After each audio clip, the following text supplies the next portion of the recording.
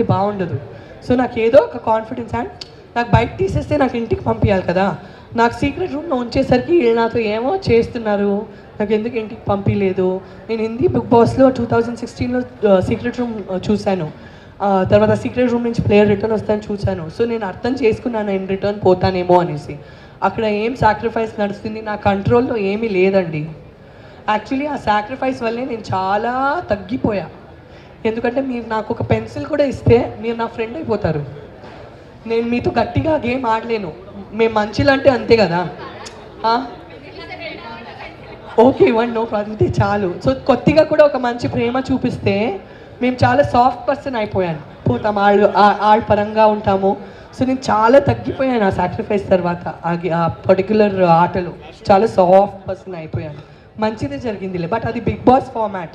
Sacrifice అంటే అది నా కోసం చేయలేదు, బిగ్ బాస్ ఫార్మాట్. కానీ వాళ్ళందరూ నా కోసం నిలబడ్డాడు.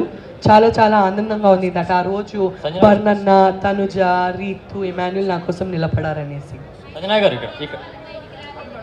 ఇక్కడ మేడం లాస్ట్ క్వశ్చన్. శివాజీ గారితో కాంట్రవర్సీ నడుస్తుంది రీసెంట్గా రిలీజ్ ఈవెంట్లో. హీరోయిన్ ఉద్దేశించి శారీస్ కట్టుకున్నాడు అమ్మ అని చెప్పేసి ఆయన మంచిగా చెప్పాడా చెడుకు చెప్పాడా పక్కన పెడితే అది టూ మచ్ కాంట్రవర్సీ అవుతుంది.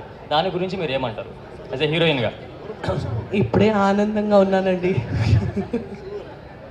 ఇప్పుడే హ్యాపీగా ఉన్నాను. నేను హ్యాపీగా ఉండకూడదా? ఇప్పుడే సారీ అడిగారు కదా శివాజీ గారు, సారీ అడిగారు కదా, క్షమించవచ్చు కదా తండ్రి. నేను అందరి వైపు మాట్లాడుతున్నానండి, నన్ను ఎందుకు ఇరికిపిస్తున్నారు? Safe game ఆడుతున్నానండి. ఇప్పుడే నవ్వి ఉన్నాను. ఇన్ని రోజులు గొడవ పడి హాఫ్ క్రాక్ అయిపోయాను.